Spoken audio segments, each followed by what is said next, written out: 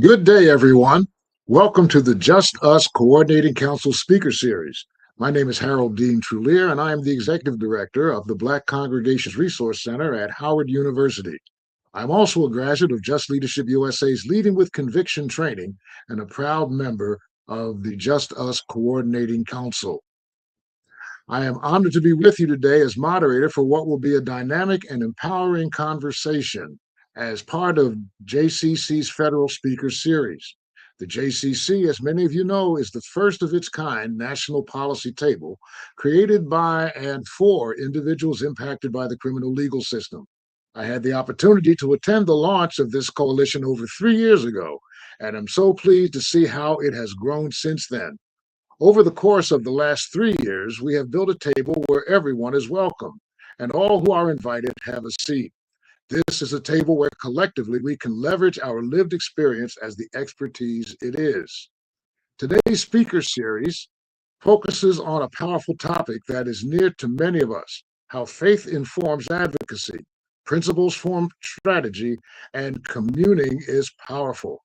I'm joined today by experts who work at the intersection of faith and policy and who leverage common values to empower impacted individuals.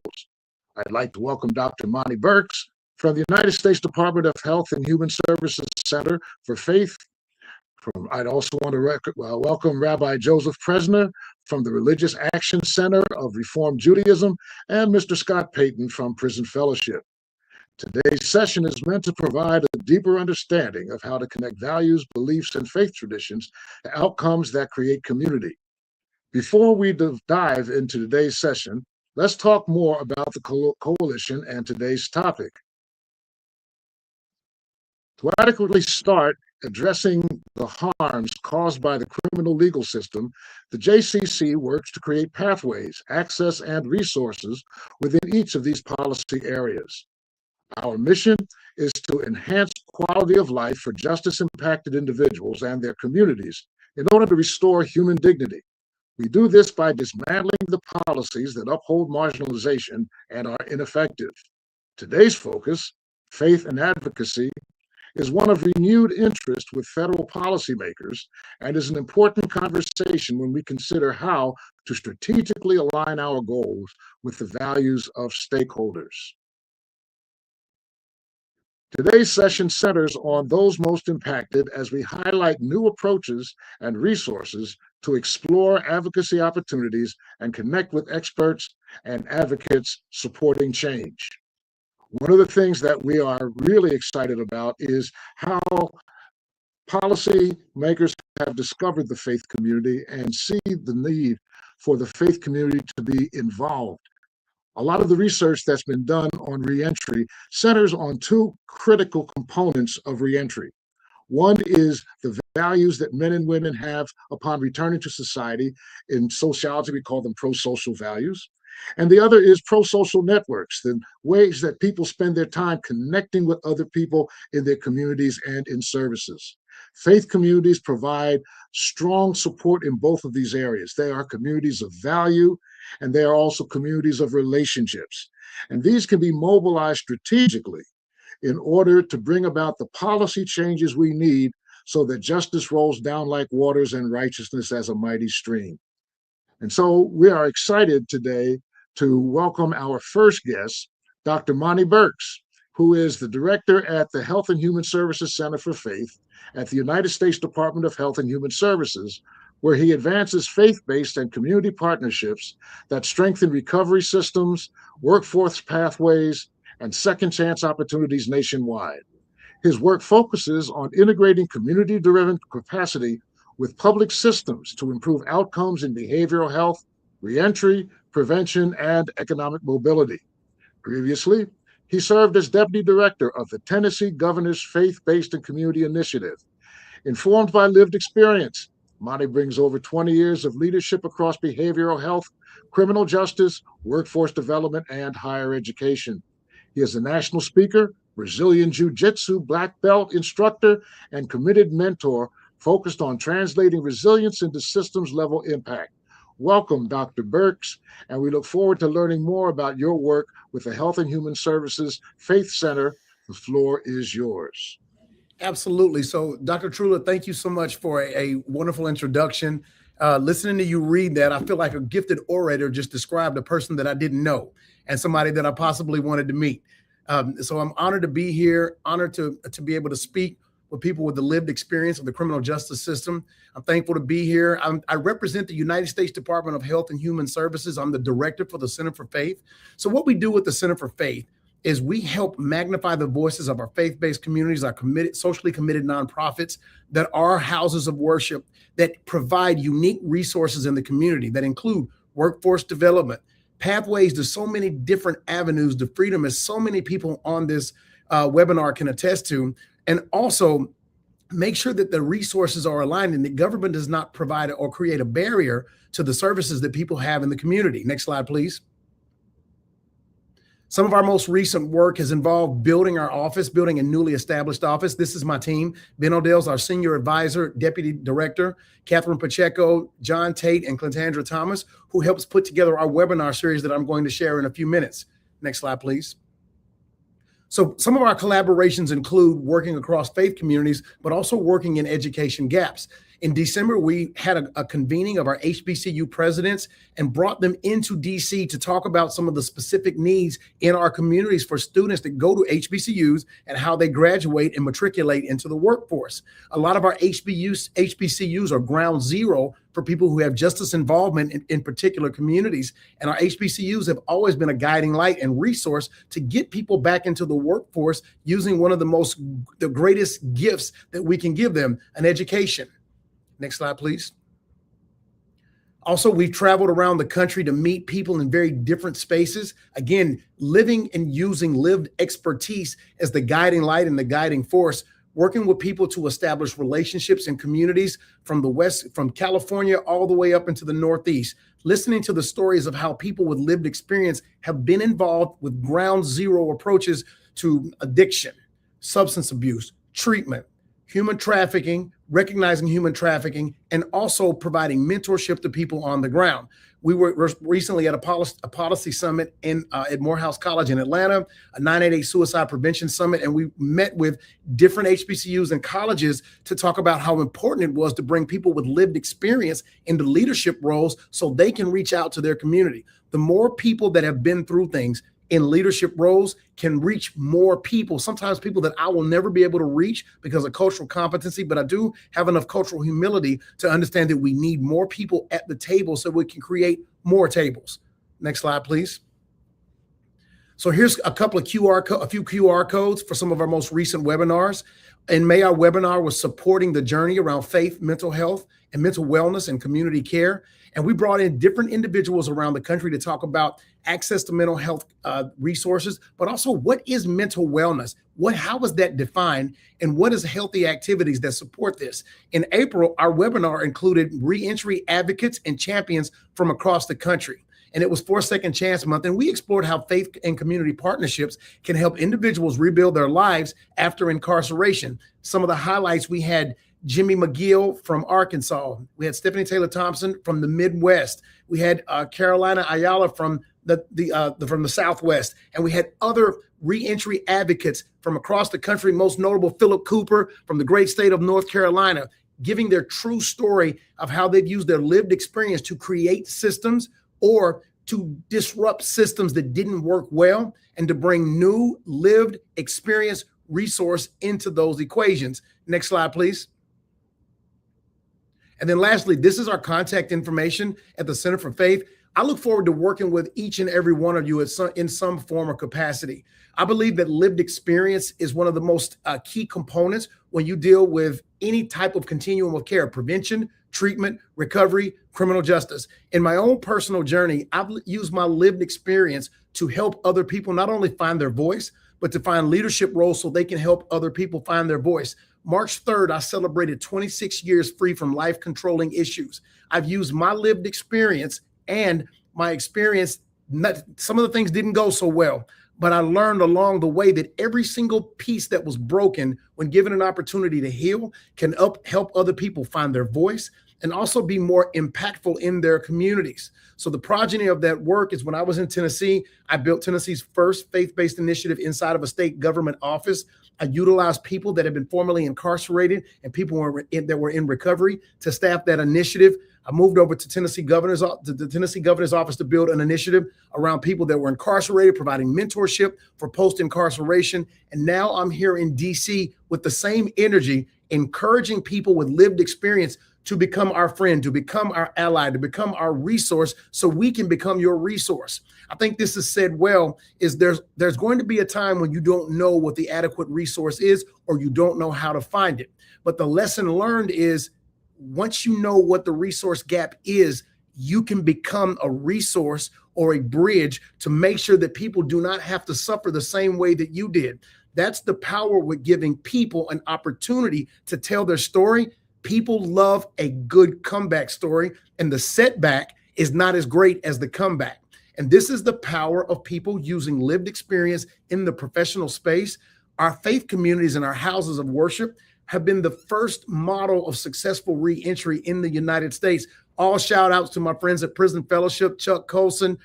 Stephanie brought a powerful story of reimagination and redemption onto a webinar, but it further cements the power of faith communities to walk alongside different diverse communities and to bring adjunct and ancillary resources to those who need it. In closing, I want to say something to every single person that's on this call. Your powerful experience of recovery, reimagination, and redemption is needed. People need to hear the other side of the story. Create your own story, tell your own narrative. Give people in the community hope. Hope stands for, this is my acronym for hope, healing. Healing happens in kind and empathetic communities. Healing also happens very different for very different people. Order it 12 steps, 12 times, one day at a time. If you don't get it right the first time, then you start over. And P stands for purpose. Everybody has a purpose. Let's give you resources so you can magnify that purpose. And then lastly, E is excitement. Always be excited to share that story of redemption. People sometimes only remember what you've been through. They don't know where you are now. It's good for you to tell them who you are now, what you've overcome, and share that powerful, magnificent story, and continue to be in cohorts just like this one. We need more leadership in this space and more voices to be amplified. So I appreciate the opportunity to be on this call today. And I'm going to circle back and pass it over to my colleague.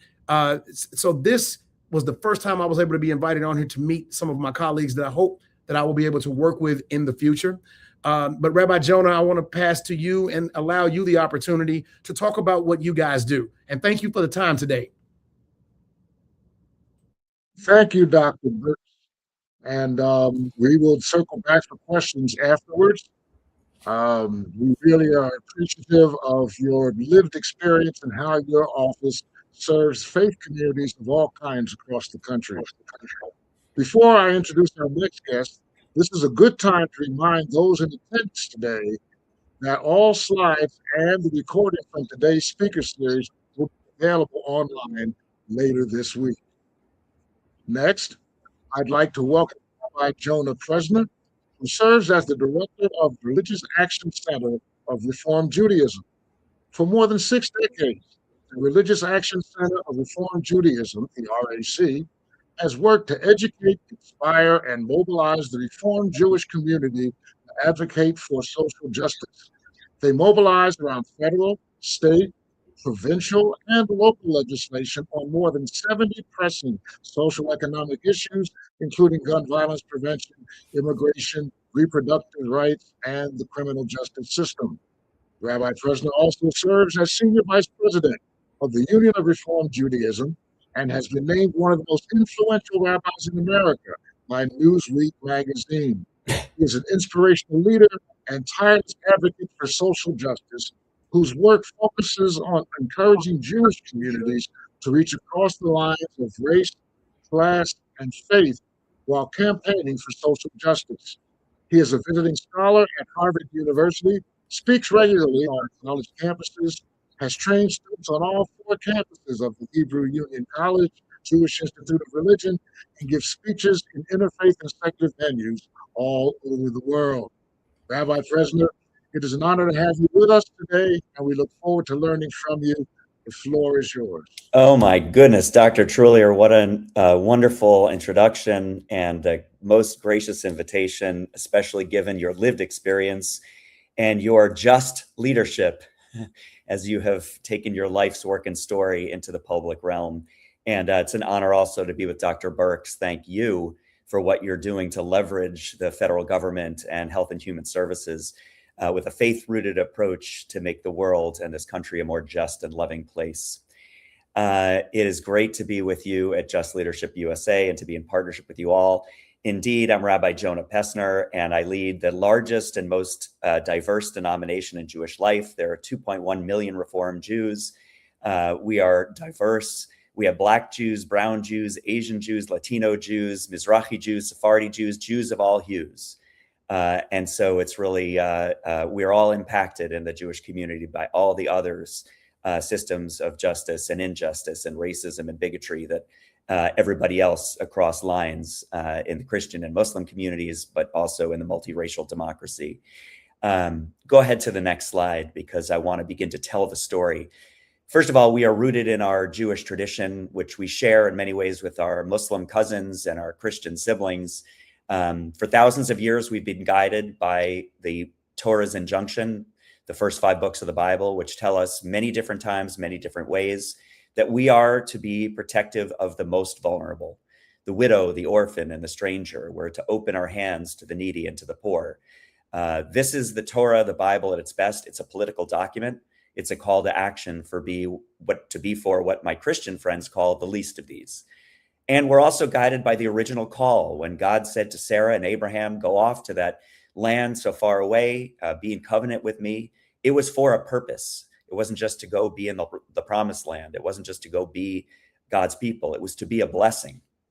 And God said to our ancestors, you will be blessed, but all the nations of the world will be blessed by you, which means that we Jews feel charged by God to reach across lines, across all kinds of religious lines and lines of neighborhood and socioeconomic backgrounds, to be a blessing. And that means to really open the doors of the prisons, open the doors of poverty, open the doors of confinement, and become the beloved community that Dr. King imagined. We were founded 150 years ago as a Reformed Jewish movement, which when we launched as this expression of Judaism, it centered the prophets, Micah and Isaiah, do justice, love mercy, even as we walk humbly with our God. And then finally, my own organization as the hub of civil rights and social justice within the Reform movement was founded by the luminaries of the civil rights movement. So let's go to the next slide, and I want to tell you the story of how this happened. Of course, we're grounded in the biblical call to justice. Justice, justice shall you pursue in Deuteronomy. The rabbis, by the way, often ask the question, why does it repeat itself? Justice, justice shall you pursue. Commentators tell us that's both because there needs to be just process and just outcome, which means the way that we treat people in the criminal justice system is as important as the outcomes. Or perhaps it's just for emphasis that to live in a society that is a God-centered society, we need to center justice. Next slide. So that culminates in this iconic moment that is my predecessor, Rabbi Dr. Maurice Eisendrath, Rabbi Abraham Heschel, of course, carrying a Torah along with Dr. Martin Luther King Jr. The origin story of my religious action center that I lead in Washington was that a philanthropic white Jewish man named Kivi Kaplan during the Jim Crow era was on his honeymoon in South Florida. He and Emily had come from Boston, where they lived. They had become very rich. They were the children of immigrants. They came to this country with nothing, but with the promise and the possibility of what America could be. They worked hard. He built a business. He became very rich and then paid it forward. But his philanthropy was defined by that experience in South Florida, where he was going from place to place and seeing a sign he had never seen before. No Jews, no dogs. No Jews, no dogs. He turned to a black taxi driver who was taking him around South Florida, incredulous, and said, "What is this? Is this common down here?" And the black taxi driver just looked at Kaplan and said, "They don't even bother with us. No Jews, no dogs. They don't even bother with us." So Kaplan and his wife, Emily, said they had to get involved. They joined an organization called the NAACP, the nation's largest and oldest civil rights organization. At the time of his retirement, Kivy Kaplan was the last white Jewish president of the NAACP, which was historically white Jews and Black Christians working together. Now, they weren't all the binary. Chuck McDew, the great Charles McDew, who was Black by birth, Jewish by choice, and an activist by necessity, was one of the great Black Jewish leaders of the civil rights movement. But be that as it may, it was mostly white Jews and Black Christians. Kivy not only became active in the NAACP, and by the way, I sit on the board of the NAA because of the line that traces itself back to Kaplan. He bought an embassy-sized building in DuPont Circle in Washington, D.C., which anyone on this Zoom is welcome to come visit. And he gifted it 5 stories high in the middle of the nation's capital to the Jewish community. But he had one caveat. He said, this needs to become the hub of the civil rights movement, which is why our founding director, Rabbi Dick Hirsch, who also marched with King, invited his dear friend, Martin, with whom he marched in Selma. And he said, now you have an office in Washington. King and his friends and the leadership, the Leadership Conference for Civil Rights, all met and used our offices in Washington, which is why the Civil Rights Act of 1964 and the Voting Rights Act of 1965 were drafted in the conference room of the Religious Action Center. The 2 most important pieces of civil rights legislation in American history were written in a Jewish institution. That tells you the decades-long partnership across lines of faith and race in America with the Jewish, the Christian, and now more and more the Muslim community to partner together for a more just society. Well, we haven't stopped since then. So go to the next slide, and you'll see a little bit more what we're about. Our vision is a world in which all people, not just Jewish people, experience peace and justice, belonging and joy. Next slide. And how do we do that? We have a theory. We believe that if we organize our Jewish congregations, and there are 900 Reformed Jewish congregations across North America, everywhere everybody on the Zoom lives, there is a rabbi and a congregation ready to work with you. If we work and organize those congregations on the very local level, on the state level, and on a federal level, as part of wider movements for social change, like Just Leadership USA and the Poor People's Campaign and the NAACP, et cetera, across lines of difference, we can bring about a more inclusive democracy in North America and in Israel, which we also hold accountable to our vision of a just society where all people have human rights and justice, including the Palestinian people, Christian and Muslim people. And we can be just communities right where we live, where everybody belongs. And this all is powered by leaders who are inspired by Jewish wisdom. Move to the next slide. Now getting concrete. So we do this on the federal level, on the state level, and on the local level. So in the federal level, we are the hub of Jewish organizing along with our Christian, Muslim, and civil rights partners. We work very hard to mobilize our 2 million strong, along with millions of others, to push for criminal justice reform, funding for SNAP, gun violence prevention, and much more. We also bring 2,000 teenagers to Washington to train them. I attended that seminar some 45 years ago when I was a teenager, and we've had nearly 100,000 teens since then.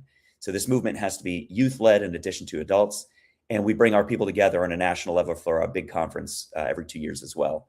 Next slide. We also work very much centrally as part of the democracy movement. We believe, as the Talmud tells us, that a leader should not be appointed without consulting the community. And because the Voting Rights Act was the centerpiece of our work in the civil rights movement, it's personal to us that it's been eviscerated by the Supreme Court. It's personal to us that disproportionately impacted our formerly incarcerated people, people of color, homebound people, people living in poverty, low-income people are most disproportionately impacted by shenanigans playing with voting rights. So we organize voting rights teams, election protection teams, who go city by city, community by community to protect the vote, and do massive nonpartisan C3 friendly turnout, getting mostly people to know their rights, to understand their polling places.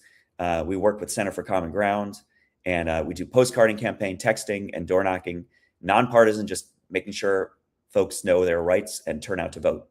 Next slide. We operate in these 9 states. We have state RACs.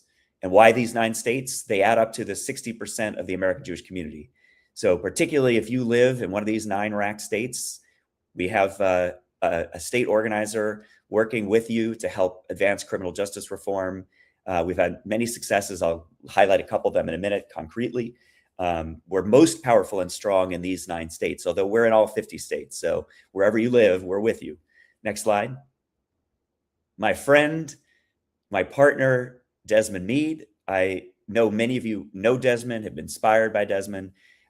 Returning citizen, he helped organize in Florida. We were his primary partner in the Jewish community. Desmond came to us and said, Rabbi, I want you to get me invited to every synagogue in Florida. And he went synagogue by synagogue telling his story as a returning citizen and the fact that he was denied the right to vote. And we had thousands and thousands. The ladies of Boca Raton signed up. Palm Beach, all of our friends in Miami signed up from the north, Tallahassee down to Sarasota and Longboat Key, all to work with Desmond. And if you go to the next slide, you'll see the outcome of that. This was the historic 2018 campaign, Amendment 4, which restored voting rights. 1.7 million former offenders, 20% of the African-American community. Imagine that, 20% of the African-American community of Florida was denied a second chance. And we won the popular vote with 64%. That was because of the deep partnership across lines where we did turnout. The state legislature mucked it up, and it's an ongoing struggle to keep it bipartisan, but democracy ruled, and we showed the people's will, but because we organized them. Next slide. We've had a lot of success. We worked hard on the First Step Act. By the way, part of our role in the First Step Act is we actually opposed it because our civil rights allies felt it didn't go far enough, it didn't do enough. And we pushed and held back, and then finally helped get it over the finish line in a way that we felt it was a good first step. It wasn't great, but it was good enough. And so we endorsed it and we helped put it over the finish line, working with the White House. In 2021 on a state level, we had 100 plus lay leaders, 15 of our congregations and more than 20 clergy passed the Pretrial Fairness Act, making Illinois the first state to completely abolish cash bail. And that became a model for pretrial reform. We've been involved in similar campaigns in other states. And also in 2021, our New York RAC helped pass the Less is More Act, landmark parole reform, ending automatic incarceration for technical violations like missed curfews, transforming tens of thousands of lives. So we do this on a state level and a federal level. Next slide.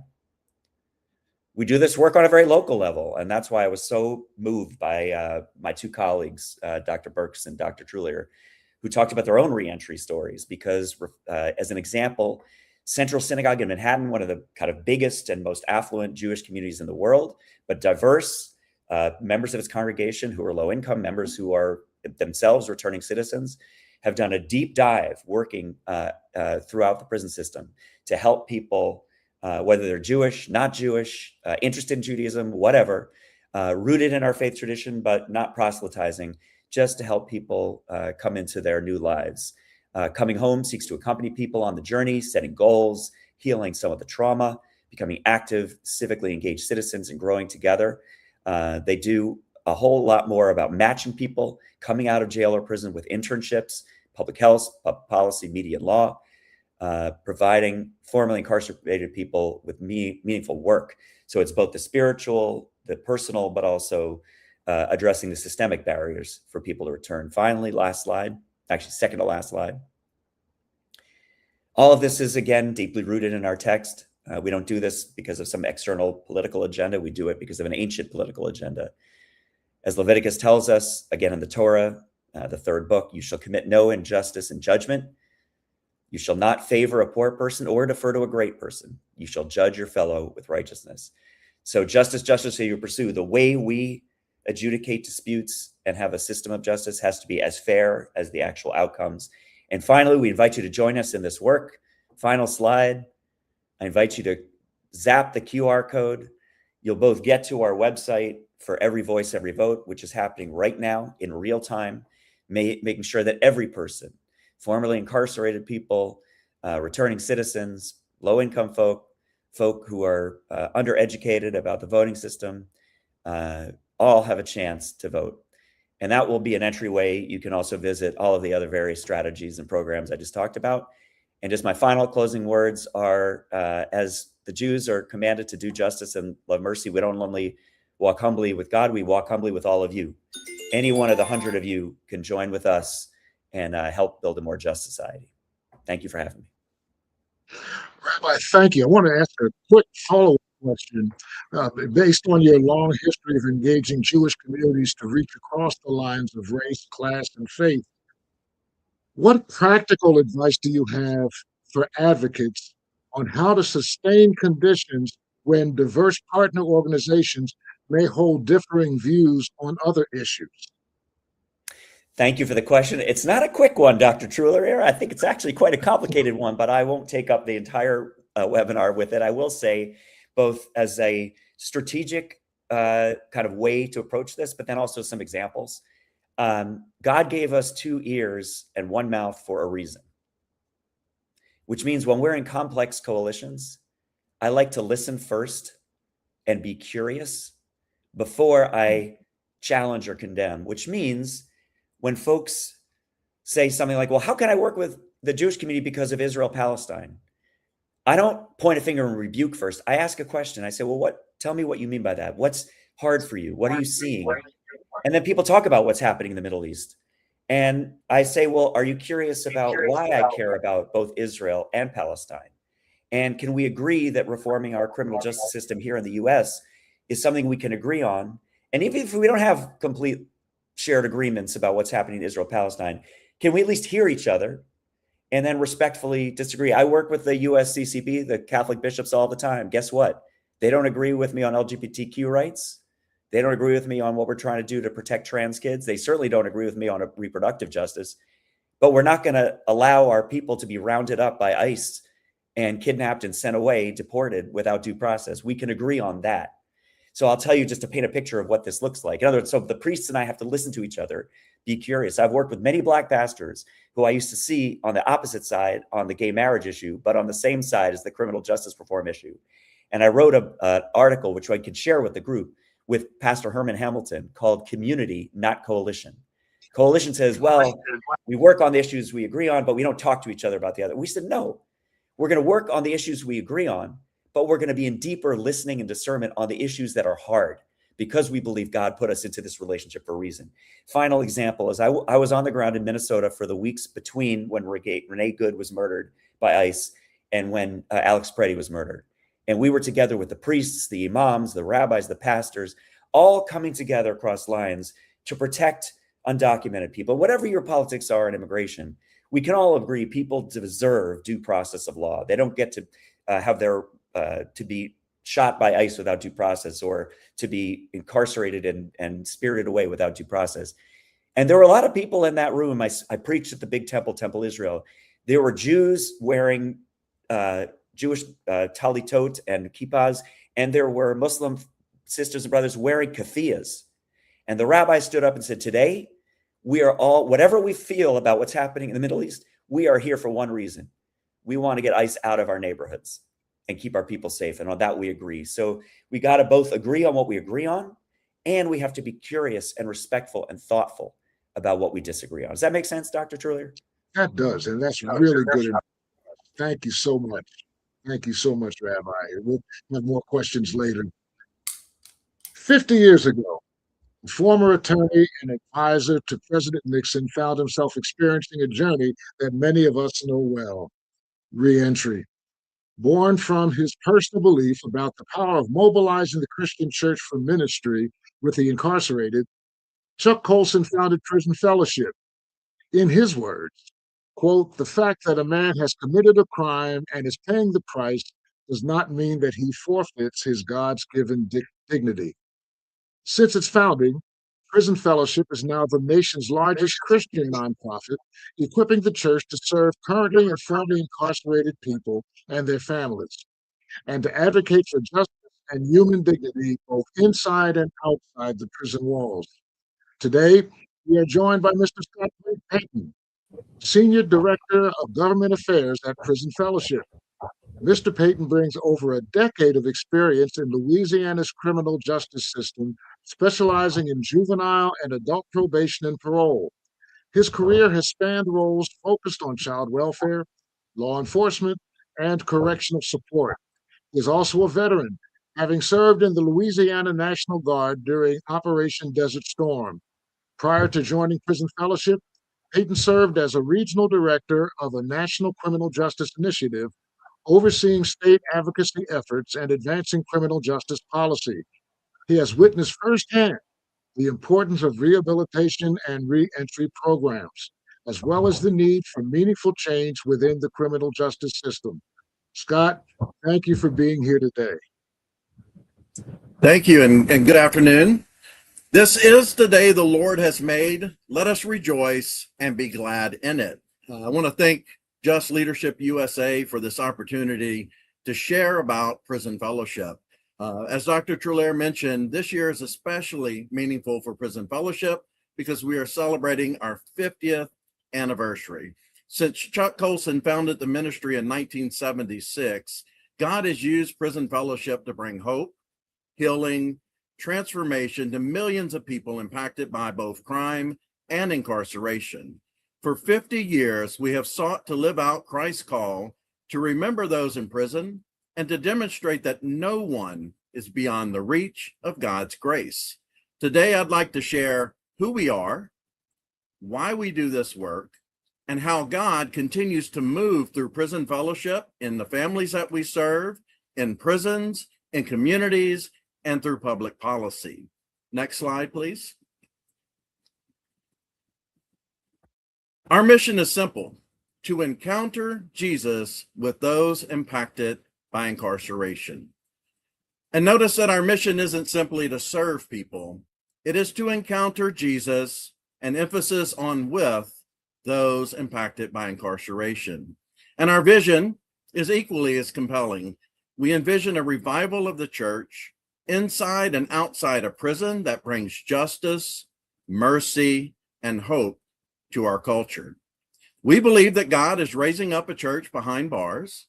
We believe that the gospel changes lives, and we believe the church has a unique role to play in bringing restoration to communities throughout the world. Next slide. A nationwide need. The need before us is tremendous. Nearly 1.9 million people are incarcerated in the U.S. 1.5 million children have a parent who is incarcerated. And sadly, 2 out of 3 people released from prison will be rearrested within the next 3 years. But all of us here on this call know that behind every statistic is a person, a son, a daughter, a father, a mother, a husband or wife, and often entire families and communities are affected by incarceration. As Christians, we don't simply see numbers, we see people created in the image of God. Next slide, please. Jesus said in Matthew 25, "I was in prison and you visited me." Those words have guided Prison Fellowship for nearly 50 years. And one of my favorite truths about our ministry is this. As I mentioned earlier, we don't bring Jesus into prison. We know that he is already there. God is already at work, and it's our privilege to join him inside prison. We know that no life is beyond God's reach. No mistake is greater than his grace. Prison Fellowship equips Christians to come alongside men, women, and families impacted by incarceration so that together we can witness the transforming power of the gospel behind bars and beyond. Next slide, please. So what do? Well, our work centers around 5 areas. We serve in prison, we care for families, we champion for justice, we support reentry, and we inspire generosity. These aren't separate ministries, they're all connected because incarceration affects the whole person, the whole family, and the whole community. Next slide, please.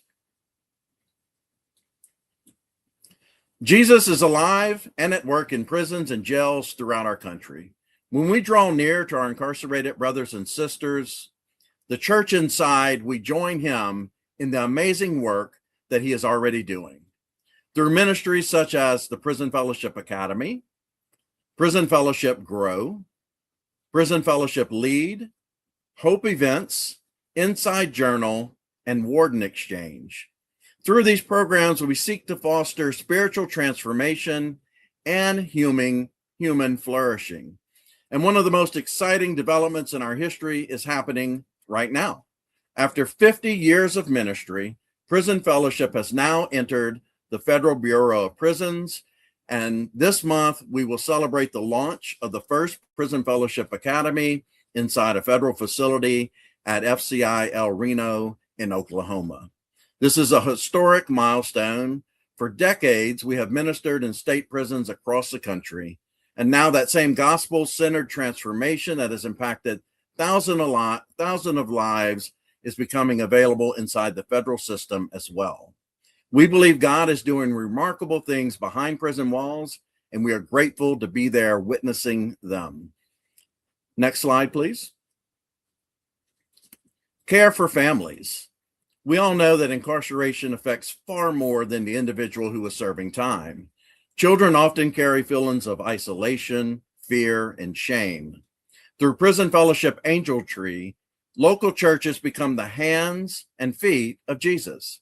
Many people know Angel Tree because of Christmas gifts, but the ministry has grown into a year-round effort to serve children and families. And today, Angel Tree includes Christmas gifts, camping experiences, STEM camps, sports camps, mentoring, and partnerships with churches and community organizations. Our goal with Angel Tree is simple: to serve the whole child for the whole year. And through these relationships, families are connected with churches that can walk with them long after Christmas morning. Next slide, please. Championing for justice. Justice matters to God, so it matters to us. Prison Fellowship works with churches, nonprofits, Christian organizations, and leaders from both political parties to champion biblically informed justice. Because no person is beyond God's reach, we advocate for policies that validate victims, that encourage transformation, that strengthen accountability, and create safer communities. We believe that accountability and redemption are not opposites. They belong together. We seek justice that restores, justice that protects communities, and justice that recognizes human dignity. And most importantly, justice that reflects both truth and grace. Next slide, please.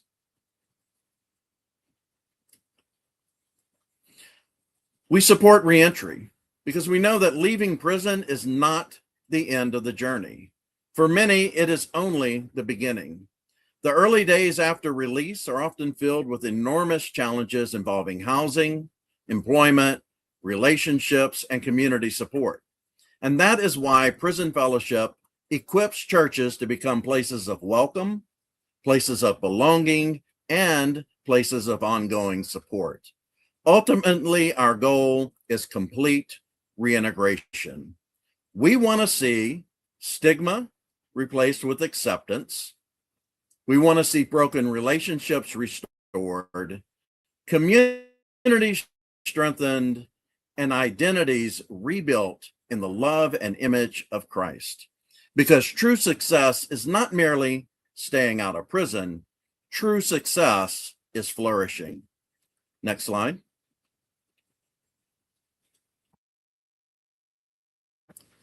As I close, I want to leave you with this thought.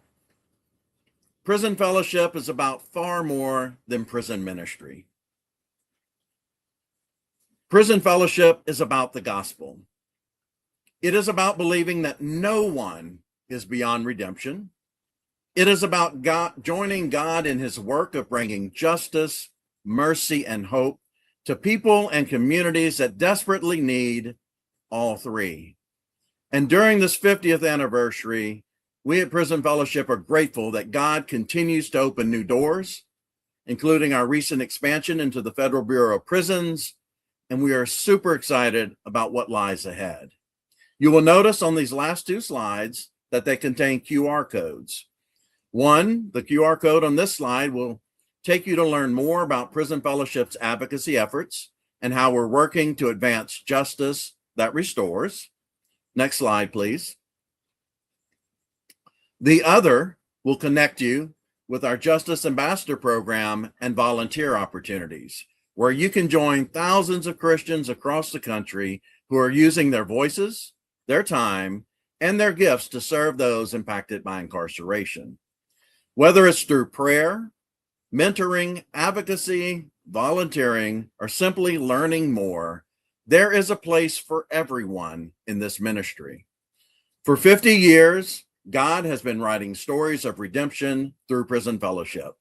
And by his grace, we believe the best chapters are still ahead. Thank you again for taking the time, and thank you for having me here today.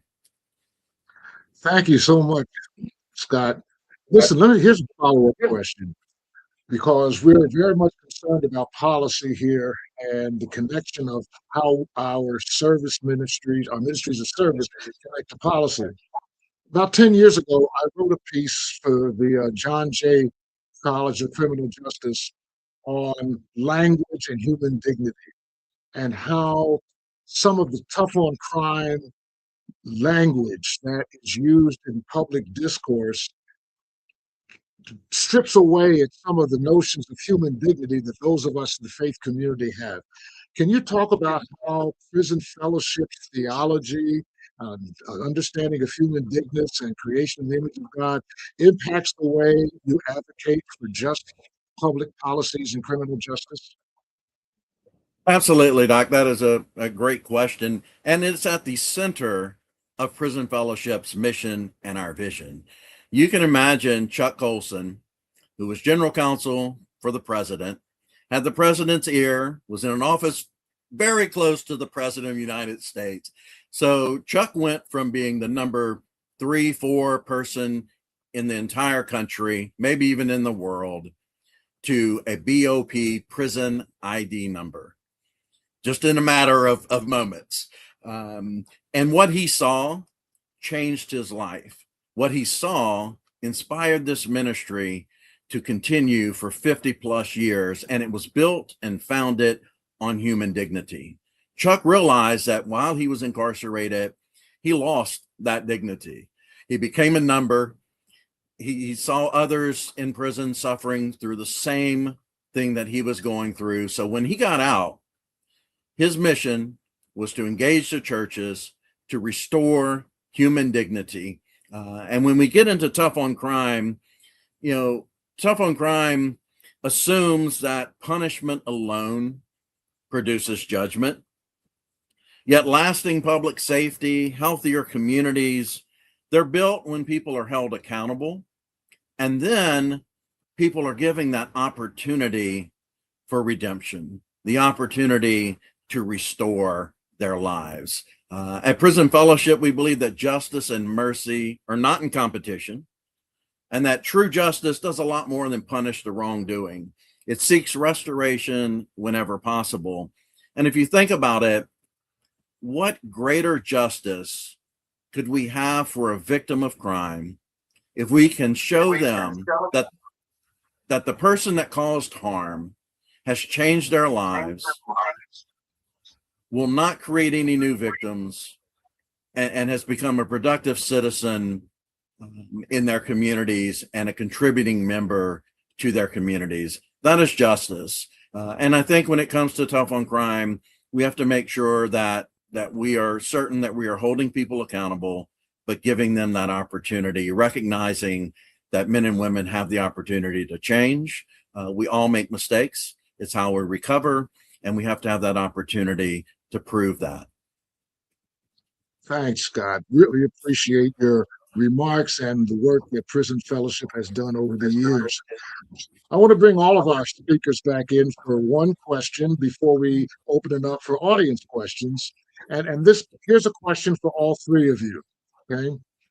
In my class at Howard University on justice advocacy, I try to make sure that my students understand the difference between providing a service and public policy. And I use a quotation from Luis Cortez, which says, if you feed a man a fish, you feed him for a day. If you teach a man to fish, you teach him for a lifetime, but only if the law gives him access to the water. In other words, if we don't have the right policies in place, it doesn't matter that I teach you how to fish, right? And we get stuck on charity, which is great, but charity is giving Rosa Parks a car. If they had given her a ride, she wouldn't have to deal with discrimination, but the policies would still be in place. Could each of you take a couple minutes to talk about how the faith community can translate its work at the charitable level into policy advocacy? Well, I can start really quick, Dr. Trulier. And first, it's been really good to hear my colleagues speak, especially my brother with the bow tie, who ended quite well for us. I want to say this. Our faith communities are the largest single demographic community in the country. There are over 350,000 houses of worship that cross churches, synagogues, and mosques. That is a powerful opportunity for institutions to be advocacy groups because they can touch political ideologies on both sides of the aisle or anything in between. Second is 160 million people attend congregational services on any given week. So how can they get more involved? Mobilization. In the recovery space, we mobilize recovery around voices, particularly how it, in certain demographics and certain dynamics, how it really affects that community and what resources are needed. So utilizing an existing community that has that type of numbers, also the diverse access that a house of worship has. A house of worship, if you think about it as a box that people come into, there can be 50 people come into that box with 50 completely different disciplines. Most of those disciplines that people have are things that can be utilized or translated into community advocacy. So teaching a house of worship how to be active in their community and advocate from a nursing standpoint, a teacher standpoint, an electrician, a plumber, a bus driver, a street worker, a person that's in recovery, and a person that runs a prison fellowship. All of these are different, unique, diverse communities that they can be housed under one system. Giving them the tools and the resources to be the voice in the community is something that's respected. And lastly, I want to say this, and I say this often as a man of faith. I grew up in the church. I grew up Pentecostal. So I attended church more times than everybody put together on the panel right now in 1 week. There was a unique power structure in local communities that was tied to the church when I was young. So there were people that attended congregations that would serve people, whether they believed in the same God or not. They served anybody that would come through those doors. A lot of those resources are those retired teachers, those grandmothers, those church ladies, those church mothers. They are an untapped paraprofessional that can become the greatest advocate if given the right opportunity to be a part of a healing equation in a community. So I encourage our justice impacted people, our returning citizens, people that have come back into the space, utilize those grandmothers that have been ground zero since day one and teach them who you are and let them help advocate for you, because that's a resource that won't go challenged the way you think it will.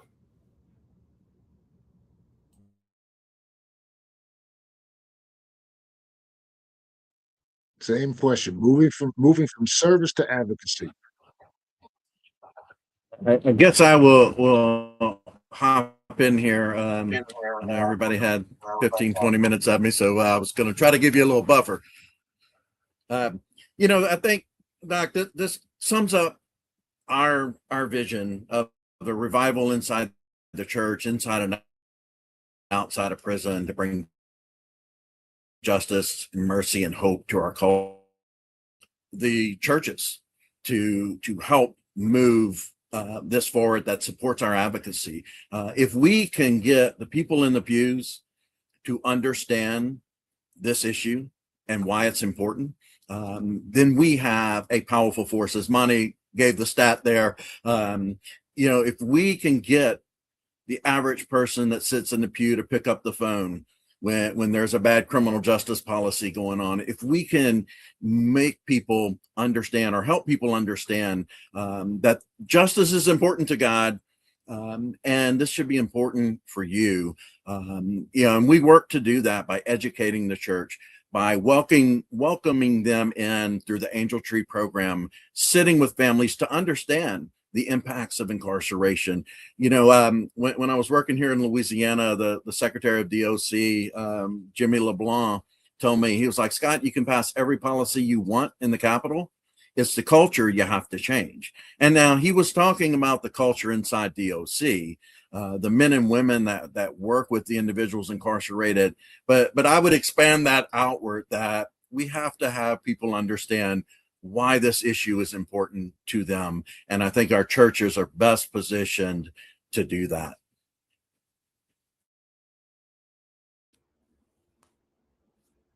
Well, Dr. Trillier, should I clean up on the question?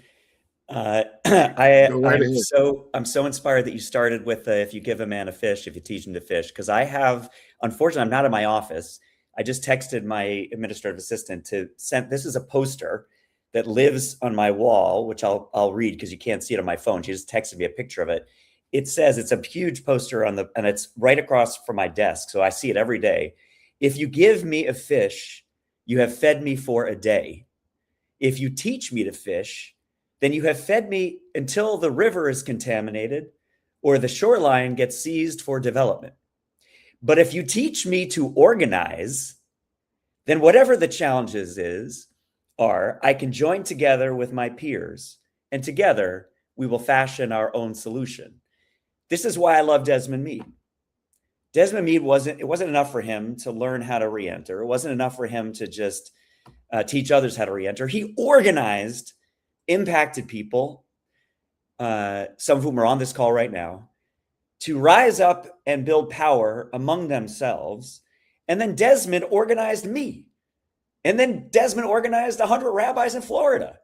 And those 100 rabbis in Florida organized the Mahjong ladies of Boca Raton. If you can imagine the Mahjong ladies of Boca Raton organizing political power to pass criminal justice reform. That's how I think about service. Now, I'll say two last things. There is a role for service, right? Because sometimes people need help right away, right? And it's Central Synagogue, like all that reentry stuff. But it's a first step towards real power, which is where people take responsibility and they learn how to organize their communities. And then the last thing I want to say, particularly because I am seeing my brother, Dr. Burks, who works for the federal government. We have Republican presidents and Democratic presidents. We have Republican House members and senators, and we have Democrats. We have independents. Civil rights are not partisan. The Voting Rights Act and the Civil Rights Act that I quoted earlier were passed by bipartisan majorities and reauthorized into law by presidents with names like Bush and Reagan, in addition to Clinton and Obama. So what we can do in the faith community is organize our people to rise up above partisan differences and invite our elected officials to be their best selves, not to be R or D, but to be God's children, and together create the beloved community. And lecture Rabbi, for my class from his hospital bed. He was sick and couldn't get out of the hospital, but he said, I'll bring my phone to my hospital bed and lecture on organizing. Just a tremendous guy. Dr. Burks, there is one question for you before we wrap up. What are the current grant opportunities for faith-based nonprofits focusing on homelessness coming from HHS? Yes. So first, I want to say something to respond to Rabbi Jonah Press. First, you spoke my language. I think that advocacy can take a very different role when you invite leadership into community with community. Community is the driving force. All elected officials are elected by community to serve community. So when you bring an elected official into a room, not as an adversary, but to train them how to be an advocate for you. That is where mobilization comes in. I think that somewhere along the way that we haven't taught our younger people how to utilize people that are in elected positions to get to an outcome that they desire. So instead it goes from, I don't like what you said, so I'm going to argue with you, not how I need this to get done. How can we work together? It's just a very simple twist of logic and thought. And even though everybody might not work with everybody, you can still find a champion that will support your cause. That is, again, that's the power of an open-ended conversation, not a closed-ended argument. I love to listen first. I know my brother said it a few minutes ago. We've got two ears and one mouth. And we need to continue especially as we get seasoned in our work, is to remind people to listen first. It is great to have a loud voice, but a loud voice that has an aim. Be an arrow that has an aim, not an arrow shot into a crowd. And that again is how we can train the next generation of leadership. On the resources, I want to tell everyone that's on here, they can go to hhs.gov. The Great American Recovery Initiative is something that we're working on that will be announced later this year, and also the Streets Initiative. And both of those will deal with reentry, housing, poverty, employment, recovery, and a couple of other things, but it's looking for innovative programs that can support people that are experiencing and living through the journey. Also, HUD has just recently released a continuum of care opportunity, which is at HUD.gov. And so for the Adrian Reed that asked, go to HUD.gov's website. They recently released a funding announcement for continuum of care for housing for people at home, people that are experiencing addiction recovery, and also people that have been formerly incarcerated. Thank you so much. And as we draw our time together to a close, I want to start by thanking our incredible guests. I am confident that the resources and expertise shared today will help our network engage in more meaningful ways in the coming months as these policies continue to be reshaped. Thank you as well to each person who joined us today. As someone who deeply values the work of JCC, I want to encourage you to regularly take time to explore what our coalition sends several times a month via email and on social media. On the final slide is a QR code that you can scan to take a survey about today's session. More ways to evaluate your experience and expertise are coming this month, and the table is open to all. Thank you for joining us today, and have a great week.